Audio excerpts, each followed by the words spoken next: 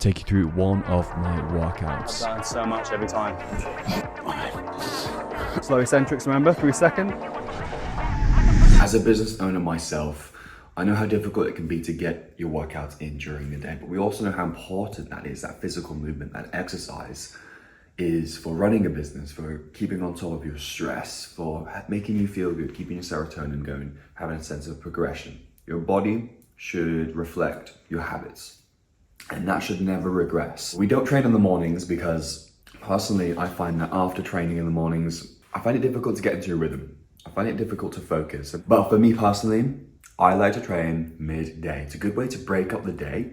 I find if you have the luxury of complete hours throughout the day, you don't have any client meetings or anything in the morning, which you shouldn't be doing if you know how we teach things, then in the mornings is for deep work. My morning walk, gonna get my sunshine now, and then after I come back from the gym, I get a bit more shower work in. But the mornings are my my sacred time, solitude. And then we break that up with the gym session in the middle. It's not as sunny and snow. There's not much sunshine, but we should lead by example because there are sometimes people who are like, oh, well, there's no sun where I live. Well, even an overcast day will help dramatically when it comes to syncing your circadian rhythm, as we call it, making you feel energized, making you feel good. So there's literally no excuse, guys. Even if it's raining, that sun, it's about 10,000 lux, which is the brightness of it. It's going to be any kind of artificial light, so there's really no excuse. So morning walk, non-negotiable every freaking morning, whether it's rain or shine. We have the luxury that it's shine right now, but we go when it's snowing, we go when it's raining. This is a decaf, of course. We make this usually about 10-15 minutes, it could be half an hour. But the whole premise here is to get your body moving, get yourself out to blue light. Another point that I didn't mention about why I actually train midday as opposed to in the morning is I actually like going for a morning walk. I don't feel alert in the mornings to train. My nervous system just isn't there. So going for that morning walk, exposing yourself to blue light, as we mentioned, and getting that movement, most importantly, that oxygen, that blood flow to the brain, to the organs, is going to really help just get me alert and also allows me to do some work as well. So I prioritize that as a business owner, work first, really, then the training. So Alex is working, so I just thought I would show you what I make for our pre-workout. Oats with protein powder, chia seeds, and then I put banana, blueberries, flaxseed, and honey. I actually like to have the majority or a large part of my carbohydrates around my workout. Reason being is we want to capitalize on that peptide released into the stomach called GLUT4, GLUT4, which helps basically store carbohydrates into the muscle rather than subcutaneous or water or elsewhere, right? So we're basically in training or teaching our body to better use carbohydrates. Probably about 30 to 40, maybe even 50 grams of carbs here. 60. 60 grams, there you go. And the reason being is you're gonna have such a good session as a result. Out of 10. Solid 9. Show everyone. We are just about to leave to go and train, and now I'm gonna vitally take my non-stim pre-workout. I've been taking this recently just because of, I think I mentioned it before, but the L-tyrosine is what I've been using for myself to help me prevent crashing after a workout mentally, cognitively. You probably found that if you train very intensely, maybe a leg session most commonly, you just can't focus for the rest of the day. And there's a reason for that. It's to do with L-tyrosine and certain amino acids associated with the production of dopamine, which basically gives you drive and motivation. So if we basically resynthesize that and provide the body with essential amino acids for that, you might be like, well, Alex, why don't you just have a whole food diet of protein, right? But it seems to be that certain research indicates that taking this as a supplement can help with the reuptake, specifically to do with the dopamine pathway. So this one already has some L-tyrosine in there. It has some L-theanine as well, which helps calm your nervous system afterwards. So you're not wired, basically. Not a fan of stim products, but I am a fan of pump products. So we're at the gym. We're going to take you through one of my workouts that are time efficient as a business owner and obviously explain our split as well. We train 4 days a week as a business owner, maybe 5, but mostly 4. That's for time efficient purposes. The beauty of that is if you miss a session, you can make up for it throughout the week if something pops up with work or the business, right? For time efficient purposes, we're not going to take you through the entire split. We're just going to take you through my favorite day, which is pull day. I will take you through the certain movements, why we're doing them, why it's time efficient. So we might use things like intensifiers if we're short on time, such as drop sets, supersets, cluster sets, pause sets, all that good stuff. And then what we'll also do is show why we use perhaps bilateral movements over unilateral movements, which basically means you're doing exercises that require both limbs rather than just doing single arm work or single-legged work. It's time efficient, right? Because that can add up. So we'll kick it off with a big bang for our buck movement, which is pull-ups. You'll notice as well on some of our workouts, maybe not on this day, but we use a lot of shoulder work. A lot of clients I work with, they want that kind of superhero frame when it comes to looking good in a suit, but also with your shirt off. And for that reason, you want to have a good waist to shoulder ratio. So we work on lowering that body fat and obviously getting that lateral head as well with a lot of rear delt movements. So you kind of had that superhero look. You will notice as well, we do primarily 2 sets of everything. That's someone who's pretty advanced, I would say, 12 years of training. For someone who's a beginner, I might program them on maybe 3 sets on things. The reason being is you want to think of it like a dartboard. So someone who's really good at darts, they can perfectly hit that center consistently every time. Similarly, with weight training, you can get the most out of a set every single time if you're quite advanced. Someone who's new to training or maybe even intermediate would have to use maybe more than 2 sets, ideally 3 sets, to get that volume in so they can adequately break down that muscle, right? Because we're pretty advanced, we don't really need to do that. I know how to get the most out of every set, and I use very, very high intensity with my training so that I'm in here and I'm not basically messing around for any longer than an hour, ideally with cardio included, which we'll take you through in the end. Let's get to our first set. Let's switch on. Let's get the nervous system switched on. We use liquid chalk. This is a lifesaver. It's just going to save you grip with any pulling movements. So before we actually do our working set, we've of course got to warm up. And again, I'm always of the approach of minimum effective dose when it comes to warming up. A lot of people, I think, start eating into the workout and also the time as well. You do not need to be doing these elaborate workouts, okay? We're doing pull-ups. Pro tip for that, do some shoulder movements. That's going to help free up your scapula, your shoulder blades. It's going to feel so much better, that movement. But it might just be something as simple as that with both dumbbells, if you can imagine this, to save time. And what you could do is what you call feeler sets as well. That could just be basically a warm-up set, but you're feeling out the heavier weight and completely avoiding fatigue. So it might be like, maybe on this, I'll just do a body weight set of pull-ups. How am I mouth? Body weight set of pull-ups for like 3, maybe 5 reps, completely avoid that fatigue. Just switching on my nervous system. All right, let's do it. 32 kg, we're gonna go for 6 to 9 reps, and then we'll do a back off set of 12 to 15. This is quite difficult to get into the zone whilst also recording, but I'll give it a go. Yep. Good job.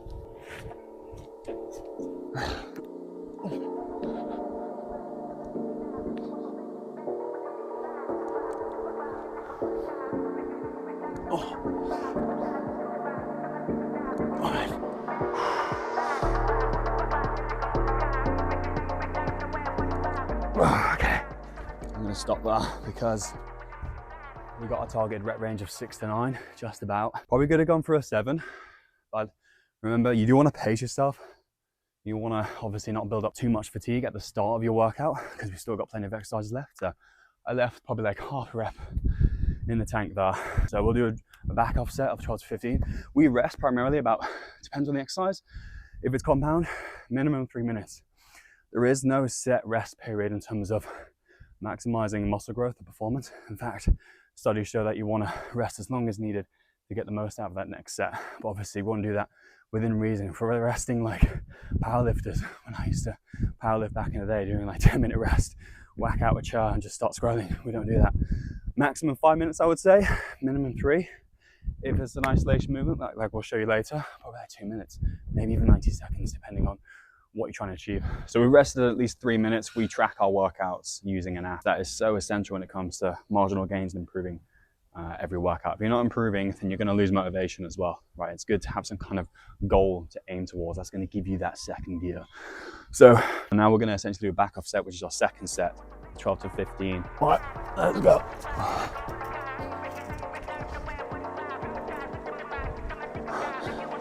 And ideally, go for 3-second eccentric.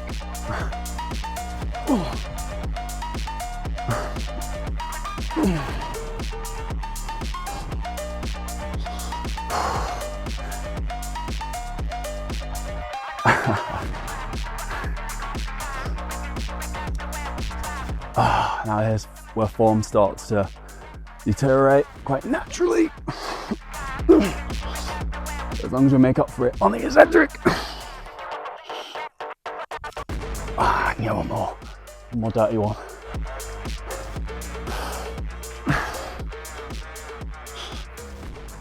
Oh, that was jacking. And you see my form deteriorated by the last 3 reps. That's fine. I would rather you go or I go 100% intensity, 90% on form execution, because you've got to be signaling to your body to change, to adapt. It's not going to adapt unless you're, I'm a firm believer, unless you're going to that place of intensity, tactically, or methodology, I can speak. Yeah, I do cardio as well. So we're going to finish the rest of the workout now. We're going to move on to some more rows. So the split as follows is push, pull, off, legs, arms. The reason we do it like that is because after doing a pull session, your lower back could potentially be a bit fatigued from doing perhaps Penley rows like we're about to do. So having that little pit stop in the middle of the week really helps revitalize yourself for that leg day as well, which is on the next day. And then we'll do arms, which you can't really overtrain on arms. So for me personally, I'm trying to bring them up a little bit. So we go pretty hand with arms. We have a lot of intensifiers. We have a lot of drop sets, a lot of rest pause sets as well, because you'll find that your body can recover very quickly from such a small muscle group. Whereas back or legs, you'll find that you have to manage your fatigue, and we don't want what we call crossover fatigue throughout the week if we're going too hard at the beginning of the week, right? So you've got to manage that fatigue, because that can have an effect on yourself outside of working out in the business. You might find some clients come to me and they say they just can't recover from working out, and that can be because they're going too hard too quick at the beginning of the week. And I understand, you know, it's Monday, you want to do well, you want to get back into the gym maybe after a stressful weekend or week previously, and then you go and kill yourself doing CrossFit or some shit, right? And nothing against CrossFit, but I do think it's a bit stupid to be doing that unless you are pretty advanced and you know what you're doing when it comes to managing your fatigue. So don't do that, right? Manage your fatigue throughout the week, because it also has a knock-on effect to outside of the gym. I'm just going to feel it out now.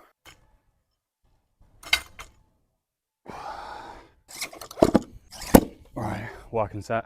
Again, first set is 6 to 9, and then we'll do a backup set of 12 to 15. And that's a reoccurring theme throughout the entirety of my workouts or my splits. Before I go, actually, because I'm not going to be able to talk during the exercise, bracing is so important when it comes to form execution. You can get an extra rep out just by bracing properly, and obviously we want to remain safe and create that intra-abdominal pressure for our spine whilst we're doing something like a Penley row. I think it's such an underrated movement for your back. Got the lats in, you ready?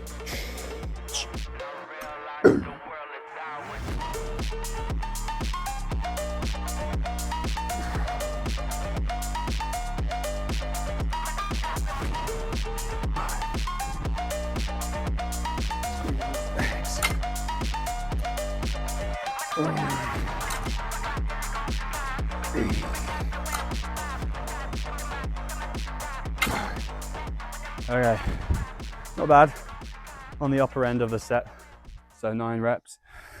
Again, form deteriorates at the last 2-3 reps, probably a bit of swinging, but that's fine. We'll do similar like we did pull-ups, 12 to 15 as a back off set, and we'll move on to the next exercise. Obrigado. Top G. So again, just a feeler set here, just to feel it out. Just go for a squeeze. Stretch, squeeze. Any exercise is a stretch and a squeeze to get the most out of it, generally speaking. Nice slow eccentrics. The working set is going to look like this in terms of rep tempo as well. That's one thing you learn after a while of training. It's not necessarily about the weight. It's about controlling that weight and getting the most out of it. Yo, yo, yo, yo, yo. All right, so working set here, 6 to 9 again. So I think we'll up it by 5 to make sure we actually fail at the stated rep range, which is 6 to 9. Nice, slow and controlled, eccentric, about 3 seconds, pause, stretch, drive down, squeeze. Every exercise pretty much should look like this in terms of form tempo.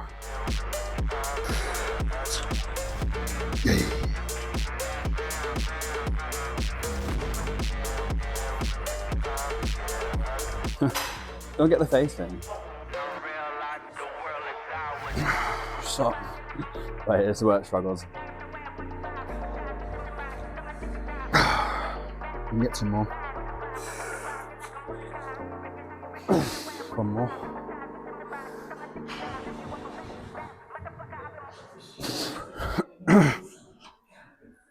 Okay.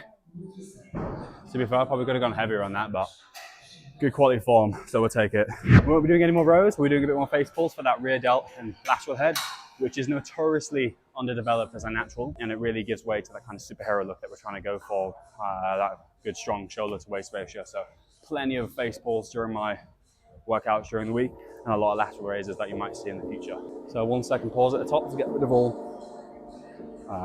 momentum. And some people like to go underhand.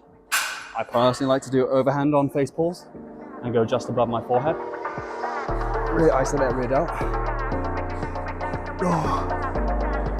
And you really feel it at the end of the rep range here as your other muscle groups begin to fatigue.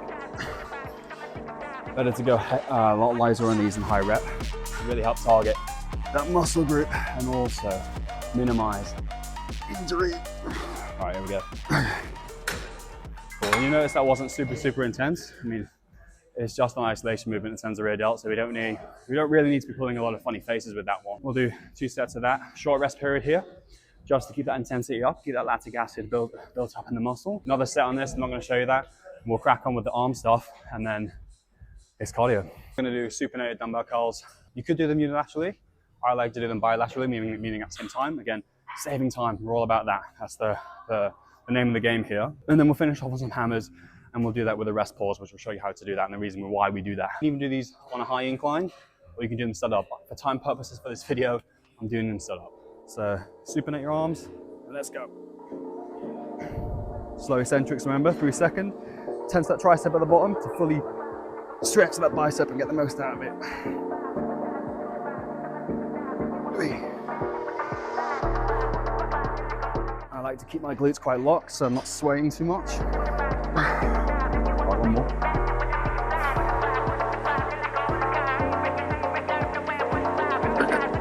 Okay. Right.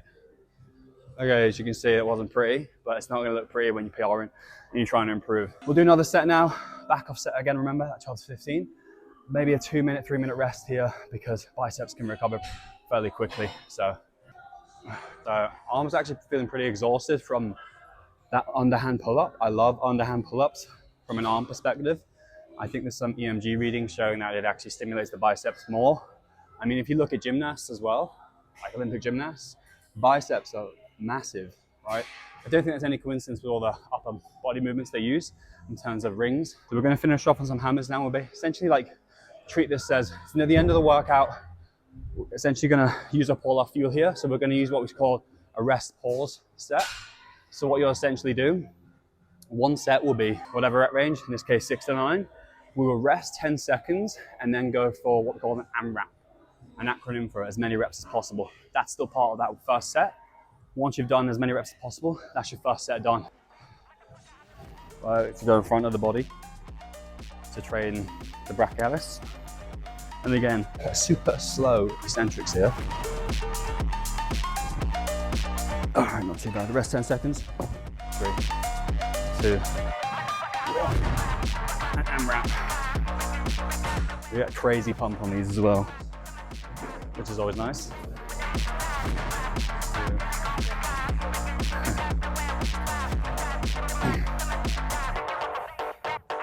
3, 4.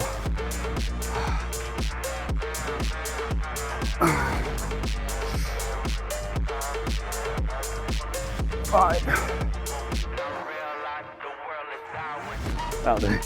I've done so much every time. That's the workout done. We're going to go crack on with cardio now. At the moment, I'm doing 25 minutes of steady state. So that was the end of the workout. I'll leave a screenshot of the workout somewhere here, wherever the case.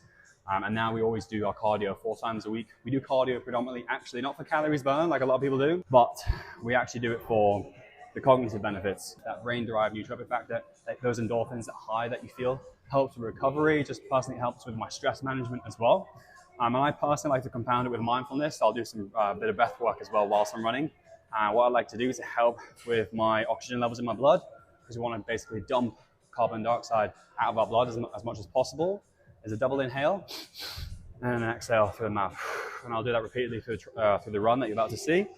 And that's my training split. And then we'll do that 3 to 4 times a week cardio. Sometimes boxing will be included with that just for functional stuff, but I love running from a mental aspect. I literally don't do it for calories burned like a lot of people do. I actually feel quite sorry for a lot of people that do that frame cardios like that, You should be doing cardio year round if you want to have all the benefits, rather than just seeing it as an avenue to burn calories, which you shouldn't. I put it at 1.5 incline to simulate the ground as well. And we don't hold on. If you hold on to the sides of a treadmill when you're doing cardio, number one, you're only cheating yourself. Number two, you're a pussy. And we'll do this for 25 minutes. So just get my breathing underway, get into a pattern, and just basically switch off. I usually have headphones in, either podcast, white noise, brown noise, pink noise, or just some good old D&B. I hope you enjoyed this video and took some value from it. I took a little while off YouTube, but I am back now every single week, hopefully. So let me know if you liked the video. I would hugely appreciate that, and I will see you in the next one.